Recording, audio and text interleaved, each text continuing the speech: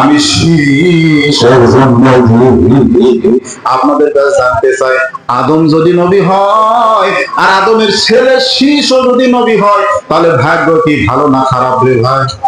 জোরে কম, ভালো না খারাপ?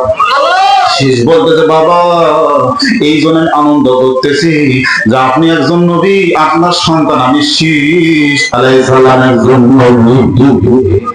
আদম বলতেছে, বেটা শীষ রে, আমার ছেলে তুমি শীষ, তুমি নবী হয়েছো, আমি বাবা আদম একজন নবী বলে তুমি এত আনন্দ করতেছো। বাবা শীষ বলে, বাবা খালি নবী না, আমি দুনিয়াতে এমন একটা মানুষকে বউ হিসেবে পাইছি যে বউটা হলো জান্নাতের।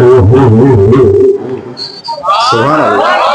জান্নাতের প্রত্যেকটা যুবকের জন্য ভাই, আমরা যারা জান্নাত পাবো, আমাদের মধ্যে কেউ না কেউ জান্নাত পাবো, সে পাবো রে ভাই।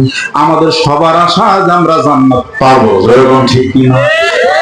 জান্নাতের মধ্যে 70টা হুর থাকবে, আর শীষ নবী সেই হুরকে দুনিয়াতে বউ হিসেবে পাইছে।